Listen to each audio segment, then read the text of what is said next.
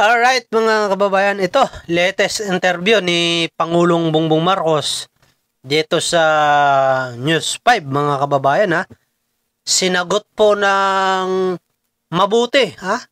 Alam nyo pa mga kababayan, itong palang kung bakit pinili ni Pangulong Bongbong Marcos itong si Chief PNP Nicolas Torre. Ayan, nasagot na po ito mga kababayan. Ang sinasabi po dito mga kababayan ni Pangulong Bongbong Marcos, kaya raw niya napili itong si Nicolas Torre III kasi nakita raw po niya mga kababayan na itong mamang ito ay talagang magtatrabaho at ayaw daw, nakitaan po nila mga kababayan na itong si Nicolas Torre ay mahigpit sa batas. Alright, kapag ikaw ay nagkasala, kailangan mo managot. Pero may puso daw yung mama, mga kababayan na. Ibig sabihin, kung ano ang gusto ng Pangulo, na ayaw niya na may namamatay, pero mahigpit po ang Pangulo mga kababayan sa batas. Yan po ang nakita raw ni Pangulong Bongbong Marcos kay Nicolas Torre. Alright? At saka bukod pa dyan mga kababayan, bago pa pala siya na-appoint, itong si Nicolas Torre bilang Chief PNP, ay nagkausap na pala sila mga babayan. Pinag-usapan na po nila ito at ganito raw ang gusto ng Pangulo. Kailangan ligtas ang mga mamamayan, ligtas ang mga kabataan, at higit sa lahat, ito matindi mga kababayan, magugulat kayo dito sa pahayag ni Pangulong Bongbong Marcos at utos niya kay Nicolas Torre. Ay ang gusto niya pala mga babayan na itong droga na to ay mapigilan. Wala daw dapat makakapasok na droga sa merkado. Yan pala ang utos mga kababayan ni Pangulong Bongbong Marcos. At ngayon lang po ito lumabas mga kababayan ha. Ngayon lang po ito lumabas dahil ngayon lang din naman inamin ni Pangulong Bongbong Marcos na yan pala ang utos niya sa likod ng kamera mga kababayan. Na pulbusin ang droga at hindi na ito makakarating ng merkado.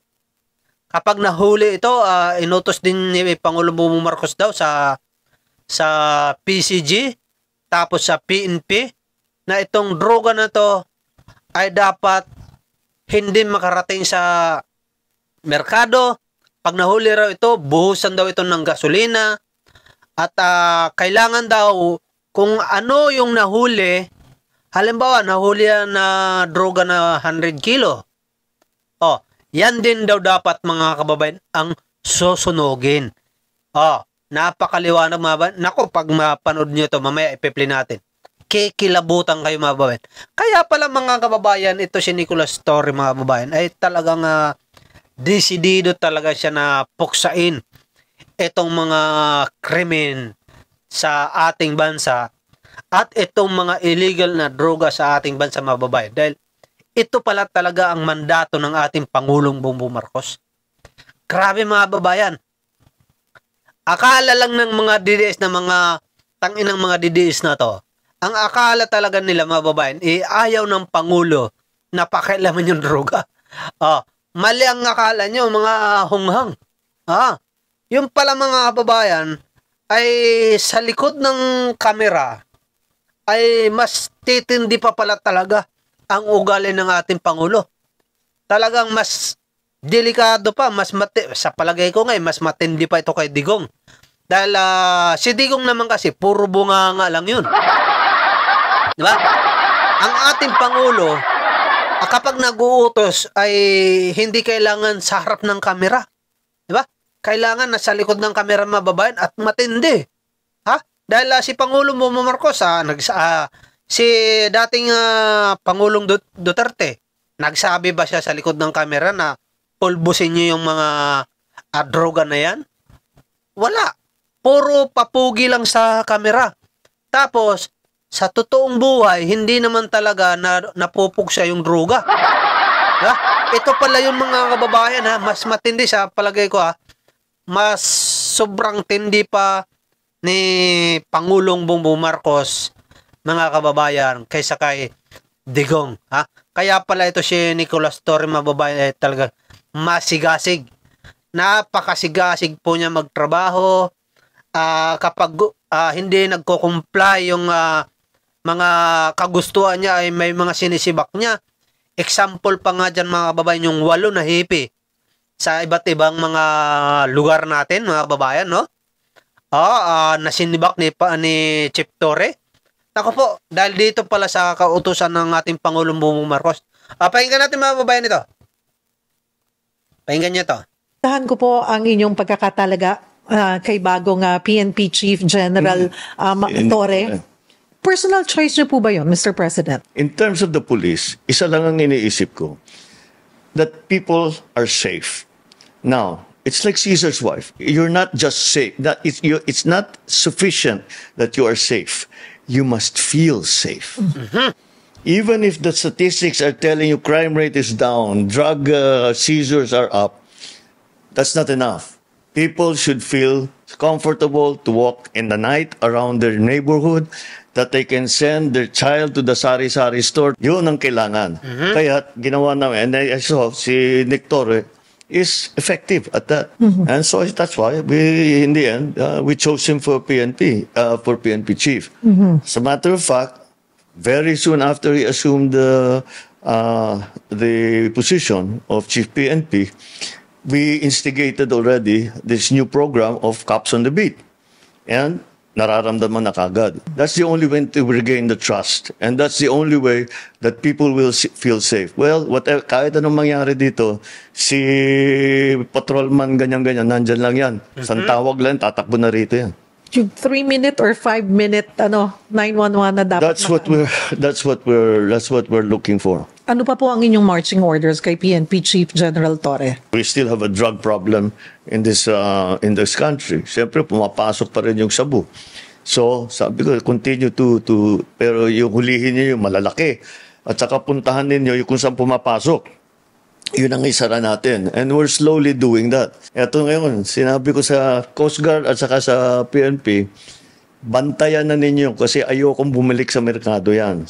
Sirain na ninyo kagad as quickly as possible and make sure na nandun kayo para pag sinabing so many tons, ilang tonelada, yun talaga ang nandyan. Hindi nababawasan. Bilangin ninyo ng gusto, tapos buhusan nyo ng gasolina, sunugin na ninyo. Mm-hmm.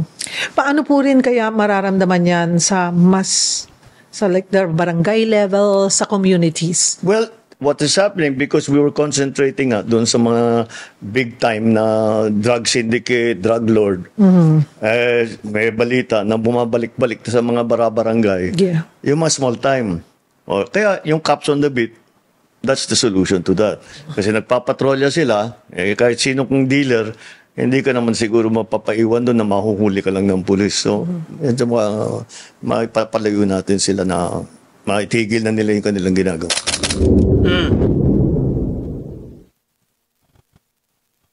Yan.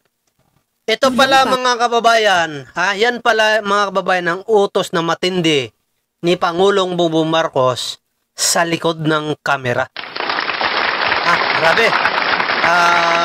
Akala lang ng mga DDS ayaw ng Pangulo na ma-resolve itong droga na to.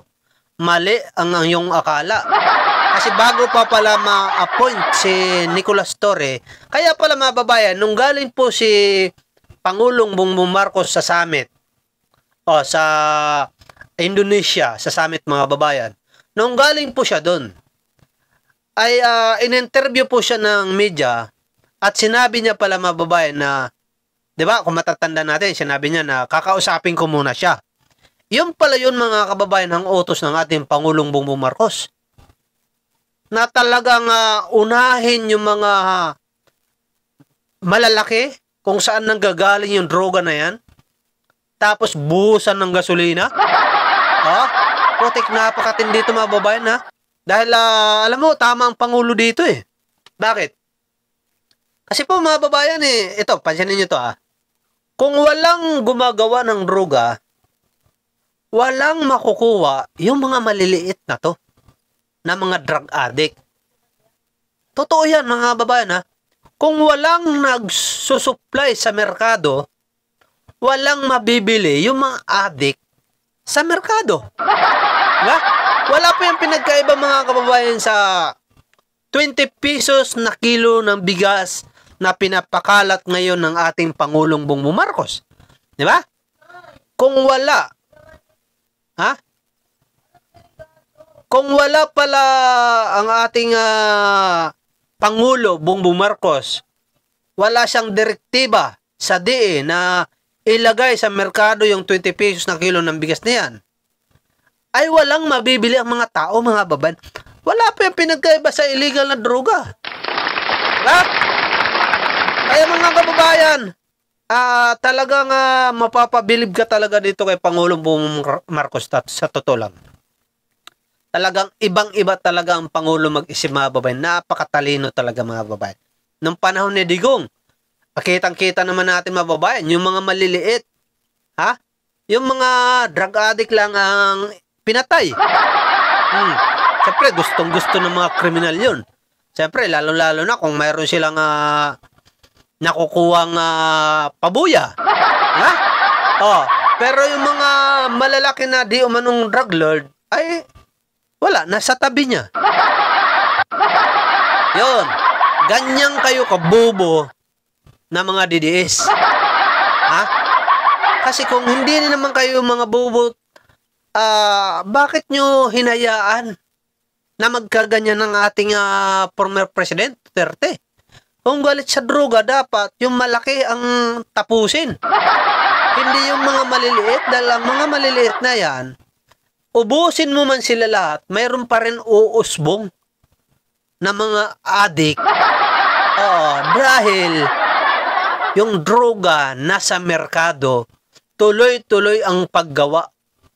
Parang negosyante po yan. Parang negosyante po yan, mababayan. Tuloy-tuloy yung paggawa ng mga negosyo ng mga droga. Tuloy-tuloy ang bagsak sa merkado. Kahit maubos pa na maubos yung mga drug addict, mayroon pa ring drug addict na bibili kasi nga ang epektos ay nariyan lang. Pero ang Pangulo natin, mga babayan, kakaiba mag-isip. Yan po ang kanyang utos dito kay Nicolas Torre, mga babayan. At saka sa Coast Guard, di ba? Kaya palakpakan po natin ang Pangulo, mga babayan, Grabe, napakahusay mo talaga, Mr. President.